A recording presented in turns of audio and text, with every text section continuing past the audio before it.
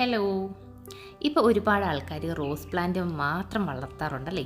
ഇപ്പം പ്രത്യേകിച്ച് വലിയ കെയറോ കാര്യങ്ങളൊന്നും കൊടുക്കാതെ തന്നെ ഇപ്പം ക്ലൈമറ്റ് നല്ലതായത് കാരണം റോസ് പ്ലാന്റൊക്കെ നല്ല ബ്രൈറ്റ് ആയിട്ടുള്ള പൂവും നല്ല വലിയ പൂക്കളും ഒക്കെ വരാറുണ്ടല്ലേ.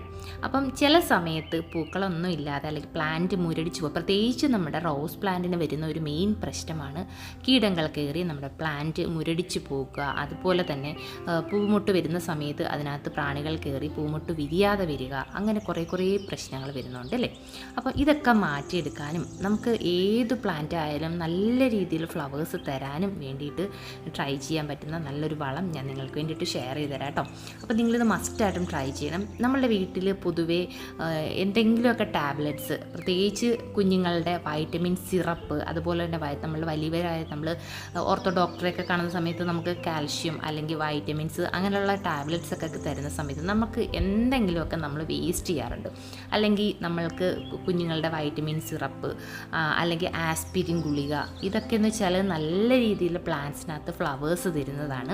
അപ്പോൾ ഇങ്ങനെയുള്ള എക്സ്പയറി ഡേറ്റ് കഴിഞ്ഞിട്ടുള്ള ഗുളിക അല്ലെങ്കിൽ നമ്മൾ യൂസ് ചെയ്തതിന് ശേഷം വേസ്റ്റ് ആയിട്ടുള്ള ഗുളിക, അങ്ങനെയൊക്കെയുള്ള ഗുളിക ഉണ്ടെങ്കിൽ നിങ്ങൾ മസ്റ്റായിട്ടും കളയാതെ ഒന്ന് സൂക്ഷിച്ച് വെക്കുക.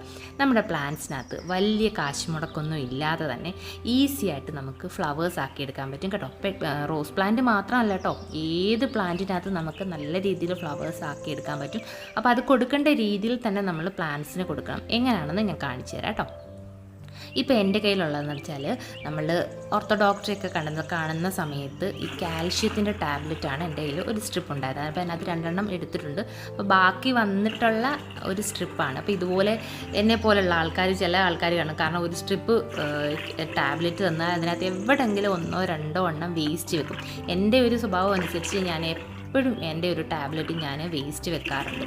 അപ്പോൾ ഇത് നിങ്ങൾ മസ്റ്റായിട്ടും ഇങ്ങനെയുള്ള വേസ്റ്റ് ആയിട്ടുള്ള അല്ലെങ്കിൽ എക്സ്പയറി ഡേറ്റ് ആയിട്ടുള്ള ടാബ്ലറ്റ്സ് ഉണ്ടെങ്കിൽ, അല്ലെങ്കിൽ കുഞ്ഞുങ്ങളുടെ വൈറ്റമിൻ സിറപ്പ് ഉണ്ടെങ്കിലോ അതൊക്കെ ഉണ്ടെങ്കിലും നല്ലതാണ് കേട്ടോ. നമ്മുടെ പ്ലാന്റ്സിന് നല്ല രീതിയിൽ കൊടുക്കുകയാണെങ്കിൽ റിസൾട്ടാണ്. അപ്പോൾ ഞാൻ കൊടുക്കുന്ന മെത്തേഡ് എങ്ങനെയാണെന്ന് വെച്ചാൽ, കുറച്ച് കഞ്ഞിവെള്ളത്തിനകത്ത് ഈ ഒരു 3-4 ടാബ്ലറ്റ് ഇട്ടിട്ട് ജസ്റ്റ് തലേ ദിവസമേ ഇട്ട് വെച്ചിരിക്കും. പിറ്റേ ദിവസമാണ് ഇത് നമ്മുടെ പ്ലാന്റ്സിന് കൊടുക്കുന്നത്.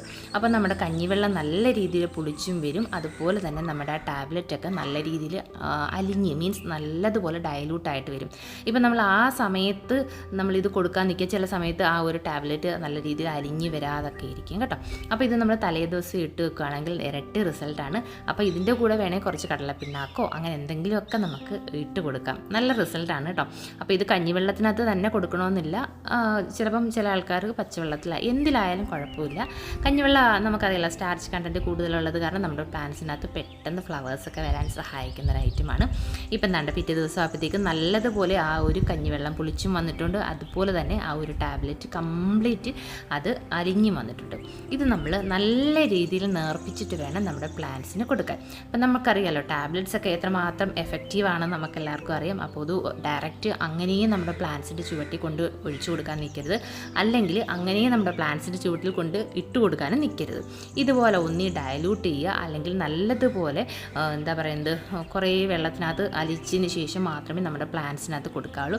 അതിൻ്റെ ചുവട് ഭാഗത്തും ഇലയിലും അതിൻ്റെ ഫ്ലവേഴ്സിലൊക്കെ ഞാൻ സ്പ്രേ ചെയ്ത് കൊടുക്കാറുണ്ട്. അങ്ങനെ ചെയ്യുവാണെങ്കിൽ നമുക്ക് പുതിയ തളിർപ്പ് വരാനും വരുന്ന ഫ്ലവേഴ്സൊക്കെ നല്ല ബ്രൈറ്റായിട്ടും കീടങ്ങൾ കാര്യങ്ങളൊക്കെ ഉണ്ടെങ്കിൽ കംപ്ലീറ്റ് ആയിട്ട് പോയി കിട്ടാനും ഒക്കെ സഹായിക്കാറുണ്ട് എനിക്ക് കേട്ടോ. അപ്പം നിങ്ങളിത് മസ്റ്റായിട്ട് ഒന്ന് ട്രൈ ചെയ്ത് നോക്കണം. നല്ല രീതിയിൽ ഫ്ലവേഴ്സ് വരും, അത് 100% ഉറപ്പാണ്.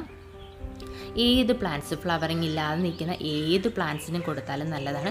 ഇപ്പം നമ്മൾക്കറിയാമല്ലോ റോസ് പ്ലാന്റ് നല്ലതുപോലെ ഫ്ലവേഴ്സ് വരുന്ന സമയമാണ്. അപ്പോൾ ഇങ്ങനെയുള്ള കുഞ്ഞു കുഞ്ഞു പൊടിക്കൈകളിലൂടെയൊക്കെ ചെയ്ത് കൊടുക്കുകയാണെങ്കിൽ നല്ല റിസൾട്ടാണ്. അപ്പോൾ ട്രൈ ചെയ്തിട്ട് ഫീഡ്ബാക്ക് പറയാനും മറക്കരുത്. നമ്മുടെ ചാനൽ സബ്സ്ക്രൈബ് ചെയ്യാനോടെ മറക്കരുത് കേട്ടോ. Okay friends.